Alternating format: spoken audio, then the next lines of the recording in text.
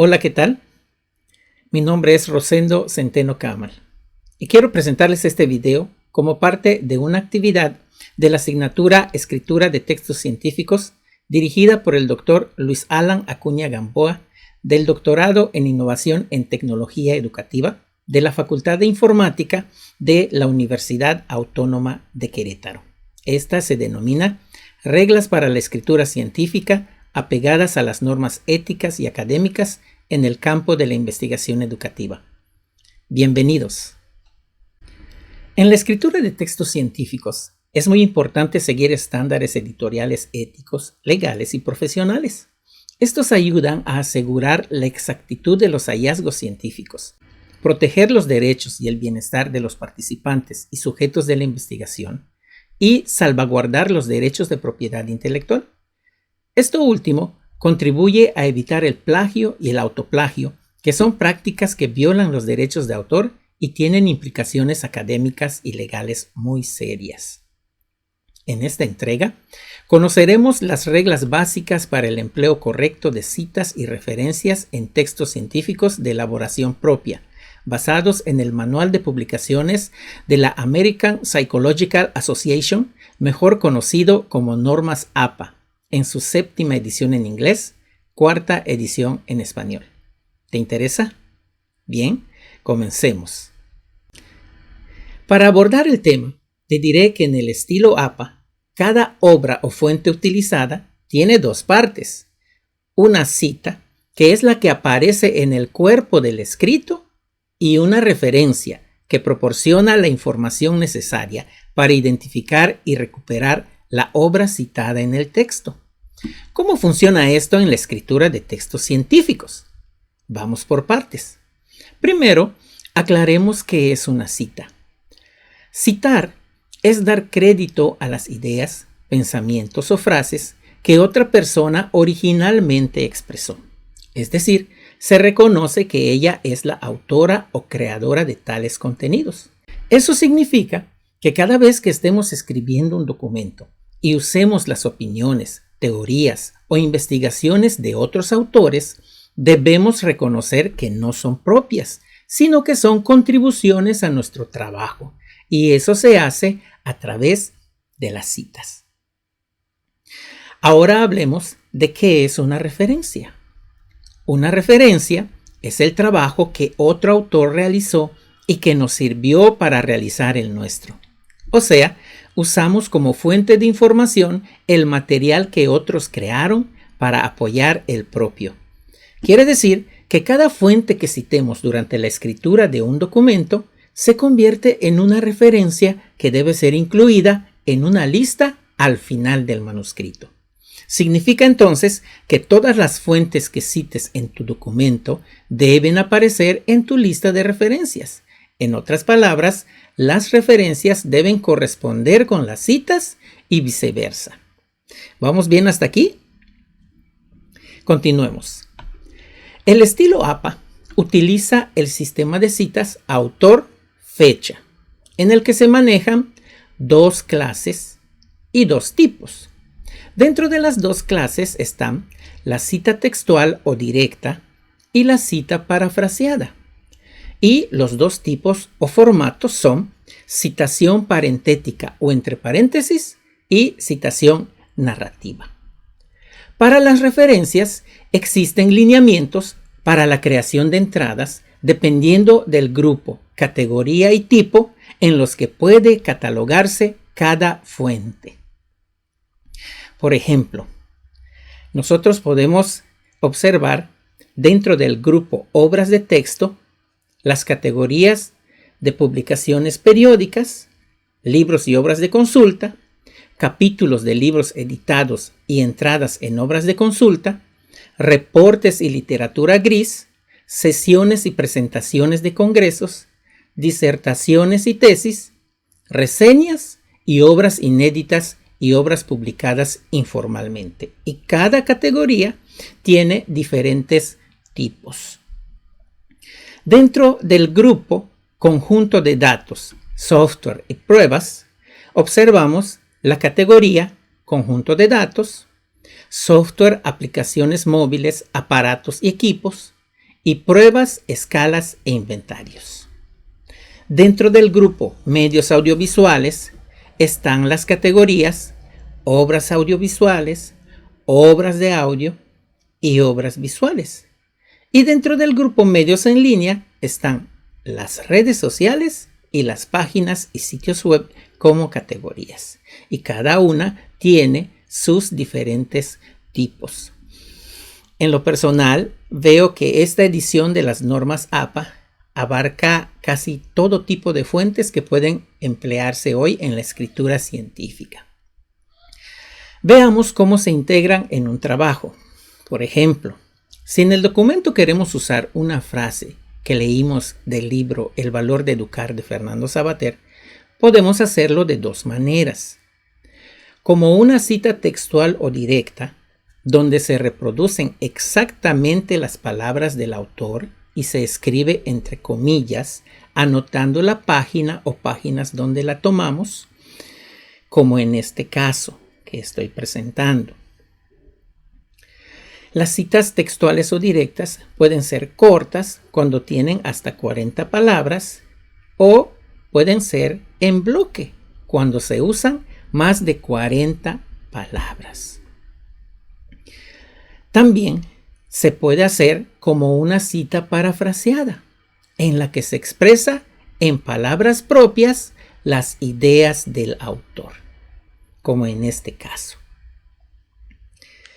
Luego, para incluirlo en el texto, podemos emplear el sistema autor-fecha. Una de ellas es la citación parentética o entre paréntesis. Observemos estos ejemplos.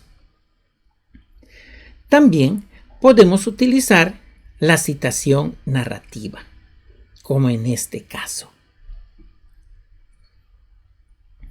¿Qué pasa con los trabajos que no pueden ser consultados? Por ejemplo, correos electrónicos, mensajes de texto, chats o mensajes directos, entrevistas personales, conversaciones telefónicas, discursos en vivo, conferencias académicas no grabadas, memorandos, cartas y materiales no grabados de tradición oral de pueblos indígenas. Estos se citan en el texto como comunicaciones personales y no requieren entrada en la lista de referencias. Por otro lado, en la lista de referencias debe haber una entrada con los datos que permitan localizar una obra citada y recuperarla para su uso. Estos son conocidos como elementos de una referencia. ¿Cuáles son? Aquí los tenemos: autor, fecha, título y fuentes. Y cada una responde a una pregunta. Por ejemplo, ¿quién es el responsable de la obra? ¿Cuándo se escribió o publicó? ¿Cuál es el nombre? ¿Y de dónde proviene? A continuación, observemos a grandes rasgos los elementos de los principales tipos de referencias, según Moreno y Carrillo, que podemos usar en un texto científico. En primer lugar, tenemos las publicaciones periódicas, luego los libros y obras de referencia, los informes y literatura gris, las conferencias y presentaciones, las tesis, el software, aplicaciones y dispositivos, medios audiovisuales, medios en línea, páginas web y referencias legales. En cada tipo varía en cierto grado el elemento a incluir, por lo que es preciso identificar plenamente sus datos para catalogarlo adecuadamente. Hay que mencionar también que si la fuente no tiene DOI, pero sí tiene una URL, hay que incluirla. Y también, cuando se usa solo una parte de una publicación, es preciso incluir las páginas utilizadas en la referencia. Por otro lado, cuando la referencia tiene un elemento faltante, se recomienda anotar lo que existe. El manual da algunas orientaciones al respecto. Observemos esta tabla. Ahora, ¿por qué es importante desarrollar las habilidades de citación y referenciación para su manejo adecuado? Porque si presentamos palabras, ideas o imágenes de otra persona como propias, estaremos cometiendo plagio. Además, estaremos negando a los autores o creadores de contenido el crédito que les corresponde. Cuando como profesionales publicamos trabajos plagiados, nos arriesgamos al rechazo de la publicación y a la posible censura en nuestro trabajo. Si hacemos esto como estudiantes, exponemos nuestra permanencia en la institución o a ser sujetos de una expulsión. La APA recomienda dar crédito a las fuentes cada vez que parafraseemos o usemos directamente parte del texto, cuando nos referimos a datos, cuando reimprimimos o adaptamos tablas o figuras, cuando empleamos imágenes, cuando reimprimimos pasajes o partes de pruebas, incluso si son gratuitas o tienen licencia de Creative Commons. En algunos casos, hasta podemos necesitar el permiso de los titulares de derechos de autor. También hay otras prácticas que no son éticas, como inventar citas o entradas en las referencias, o realizar un engaño por contrato, que es cuando le pagamos a otro para que escriba un trabajo por nosotros y lo presentamos como si fuera propio, y nos tomamos el crédito por su elaboración. Del mismo modo, debemos evitar el autoplagio, pues no es correcto publicar un trabajo propio previamente publicado como si fuera nuevo u original. De otro modo, estaremos violando nuestro propio derecho de autor, duplicando el contenido.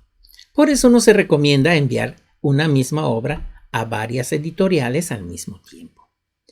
En el caso de estudiantes puede considerarse autoplagio el presentar un trabajo escrito en una clase para cubrir la tarea de otra sin permiso del instructor actual.